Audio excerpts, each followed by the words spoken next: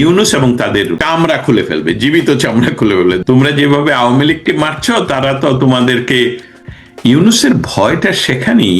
এই জন্য ইউনূস এই ব্ল্যাকমেইলিং করতে পারছে এভরিবডিকে। এক ব্যক্তির কাছে 18 কোটি মানুষকে জিম্মি করে ফেললেন, সেই ব্যক্তিটাকে খালেদা জিয়া, যে একটা মৃত ব্যক্তিকে সেখানে পাঠানোর চেষ্টা করা হচ্ছে। তবে সম্পূর্ণ বিষয়টার সাথে হলো নির্বাচনকে পিছিয়ে দেওয়া বা নির্বাচনকে করতে না দেওয়া। খালেদা জিয়া অসুস্থ, তফসিল ঘোষণা পরে হলো আমাদের আপত্তি নেই। Who you are, what a crime.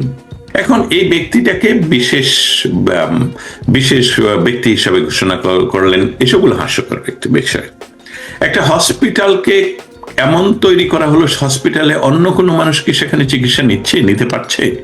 18 কোটি মানুষের কে জিম্মি করে একটা ব্যক্তি কেন্দ্রিক অবস্থা আপনারা তৈরি করলেন, এটা খুবই অস্বাভাবিক একটা ঘটনা।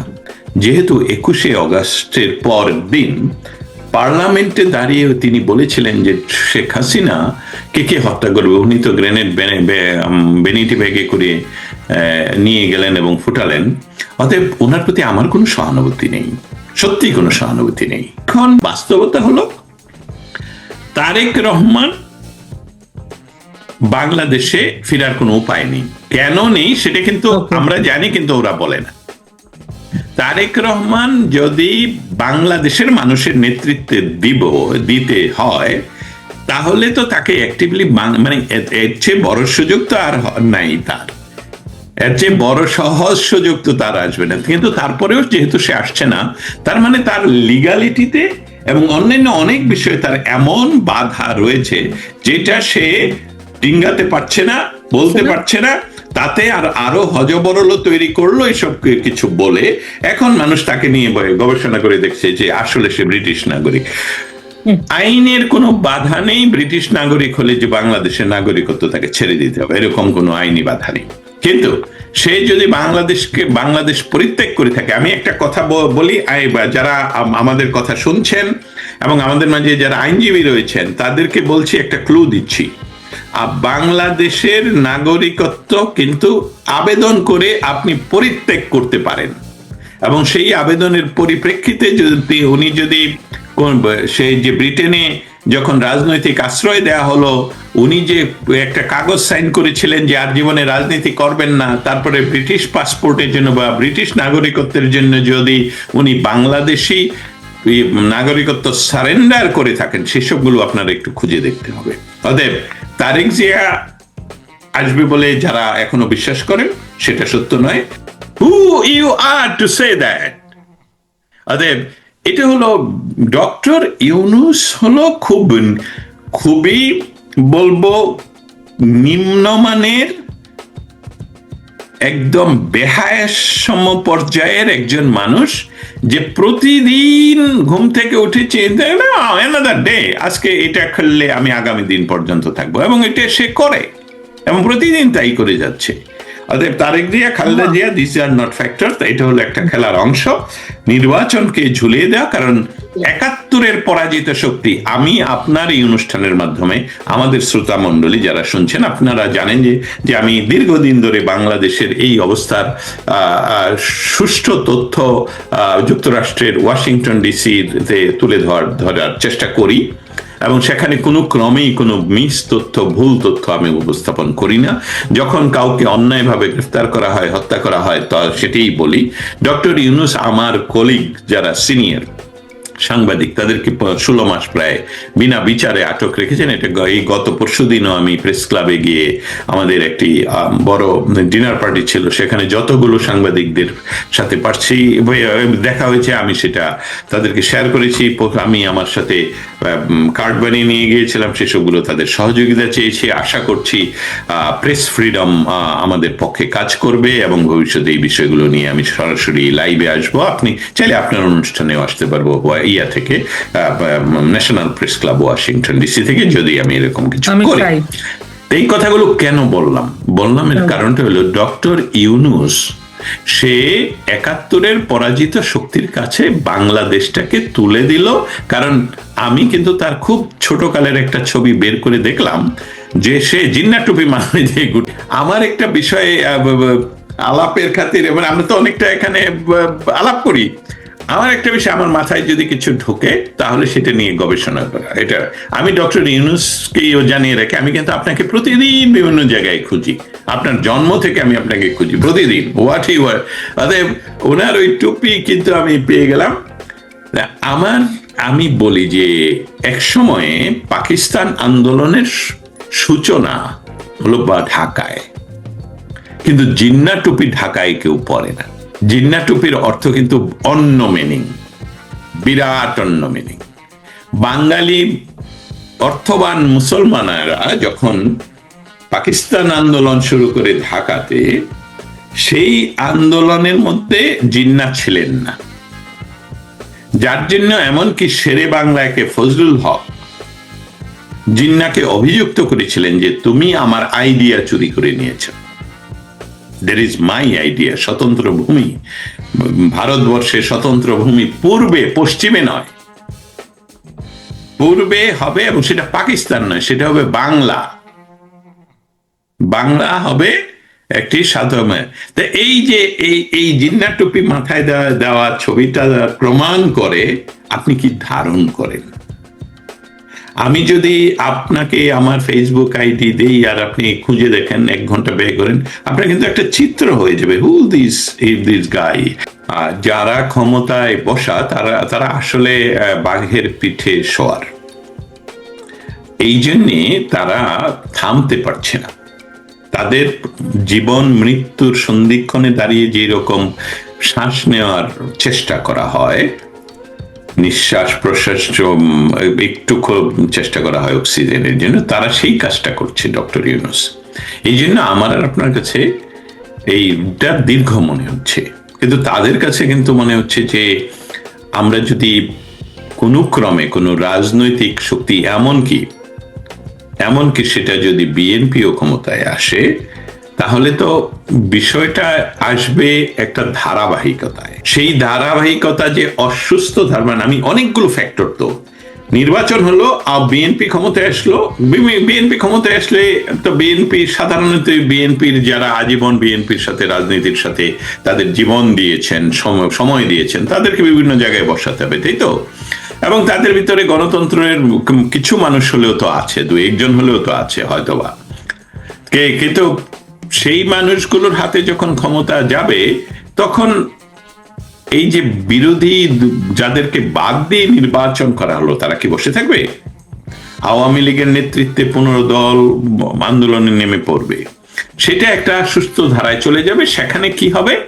ইতিহাসের পুনরাবৃত্তি হবে। ঘটনাটা দেখুন, এরশাদ আন্দোলন করে পতন হলো, এরশাদকে জেলে পাঠালেন, অমুক করলেন, তমুক করলেন, কিন্তু জাতীয় পার্টিকে কিন্তু কোনো সময় বাধা দিলেন না নির্বাচনে আসার জন্য, এবং নির্বাচনের একদম এরশাদকে ফেলে দিয়ে যে নির্বাচন হলো, সেখানেও জাতীয় পার্টি অনেক সিট নিয়ে ইয়াতে আসেন এবং পার্লামেন্টে বসেন। তার হয়ে যেই মানুষগুলো তার উনি ডেকে নিয়ে আসছেন, আসো আসো আমার সাথে কাজ করো, এটা কিন্তু তার গায়ে মধু মিশিয়ে দেওয়া। এই পার্টের, এই ক্রাইম পার্টনার তৈরি করেছেন উনি। অতএব ইউনূস সব শান্তিতে ঘুমে বলে কি হলো, অমুকটা, হ্যাঁ শেখ হাসিনাকে নিয়ে আসো, বলো যে ভারত দখল করে প্রয়োজন বোধে নিয়ে আসবো। So Yunus is in good shape. Say BNP ক্ষমতায় আসলেও চেষ্টা করবে ইয়ে করার জন্য। মৌলিক বিষয়টা হলো, ক্ষমতায় যারা এখন ইয়ে করছেন তাদের সমস্যা হলো যে আমরা আসলে নির্বাচন হলে কি হবে, আমাদের কি হবে, সেফ এক্সিট আছে কিনা, কোথায় যাবে, কোন দেশে যাবে, কি করবে, এই বিষয়গুলো নিয়ে যায়। নির্বাচন হবে কিনা, দেখুন ফ্যাক্টরগুলো আপনি ডট চলেন। নির্বাচন না হওয়ার বা হওয়ার কারণগুলো কি? নির্বাচনে মানুষ ক্ষমতায় আসে, মানুষ মানে রাজনৈতিক দল ক্ষমতায় আসে। অতএব ইউনূস 2007 সনে বা 8 সনে দল করে ক্ষমতায় আসতে চাইলেন, সেটা হয়নি। ইউনূস এবার রাষ্ট্র ক্ষমতা দখল করে পার্টি করলেন, সেই পার্টি আর্মির কি জানি সাঁজোয়া গাড়ি দিয়ে সারা দেশ ঘুরিয়ে আনলেন, কিন্তু সাপোর্টার নেই। ইউনূস ক্ষমতা দখল করে, উল্টা ক্ষমতা দখল করে চাইলেন নির্বাচিত ভাবেই আমি আসবো, কিন্তু সেই উপায় তো নাই, দেখতে পাচ্ছেন সেটা হচ্ছে না। তাদের 1% সাপোর্টারও হয়নি। গত 12 ঘন্টা বা ঘন্টার আগে ওই এক ব্রিজের নাম চেঞ্জ করতে গিয়ে ধুলাই খেয়ে আসলো। যে সো এইসবগুলো কিন্তু সিগনাল।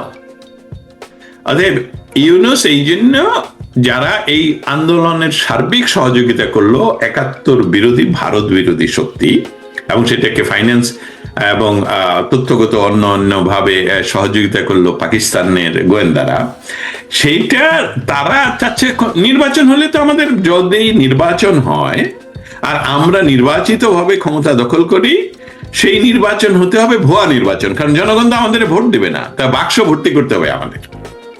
তো বাংলার জনগণ তো এটা না হয় আমরা 6 মাস 9 মাস থাকলাম, কিন্তু এটা আমাদেরকে তো সমুদ্রে ভাসিয়ে দেবে। এইটা আপনি আমাদের শ্রোতা মণ্ডলীর কাছে আপনার প্রশ্ন থাকা উচিত যে তাহলে কি তারা চাবে নির্বাচন করতে? জামাতের কথা বলছি, কেন চাইবে?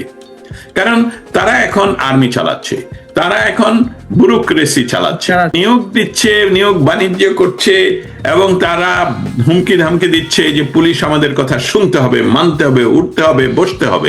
আমি যেহেতু ক্ষমতায় আছি, একটা স্বপ্ন দেখে, স্বপ্নটা হলো যে নির্বাচনের মাধ্যমে এসেছি।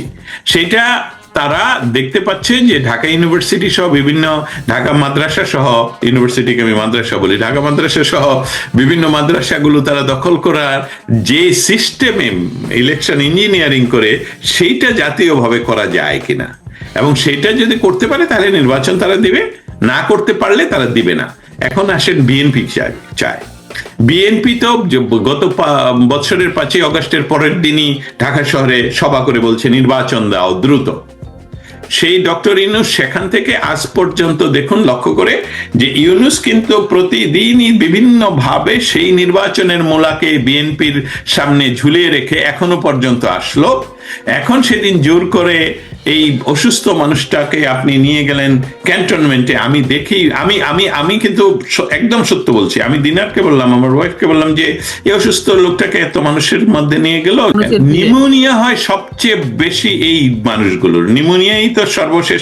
মানুষ মারা যায়, বৃদ্ধ বয়সে মানুষ মারা যায় নিউমোনিয়া, কারণ নিউমোনিয়া আপনাকে আঘাত করবেই, সবসময় করে যাচ্ছে আমাদেরকে।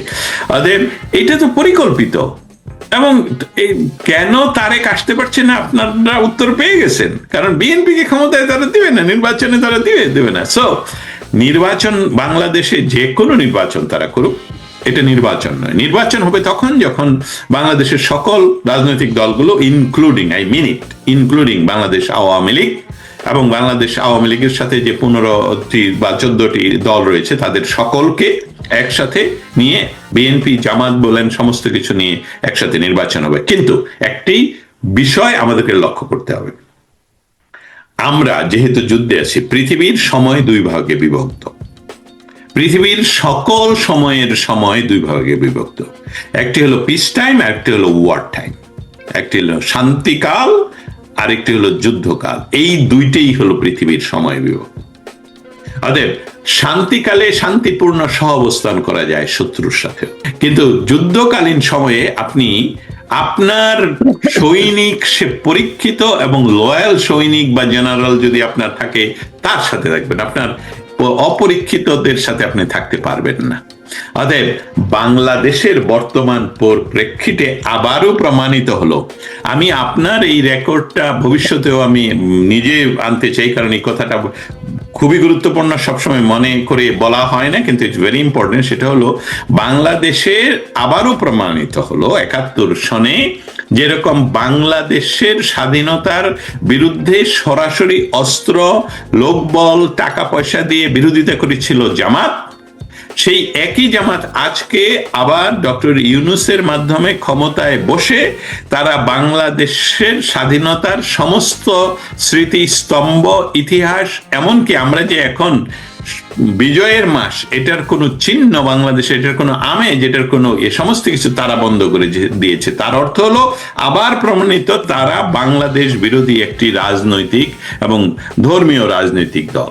অতএব এই রাজনৈতিক দলকে ভবিষ্যতে যে কোনো সময়ই যে কোনো সরকার, যেটা বাংলাদেশের সরকার, আসার সাথে সাথে নিষিদ্ধ নয়, এটাকে টেররিস্ট অর্গানাইজেশন হিসাবে ঘোষণা করে তার সকল স্তরের সমস্ত কার্যক্রম এমন ভাবে উপরাতে হবে যাতে এটা ভবিষ্যতে আর না গজাতে পারে। অতএব ইনক্লুসিভ নির্বাচন হবে ভবিষ্যতে, যেখানে জামাত থাকবে না।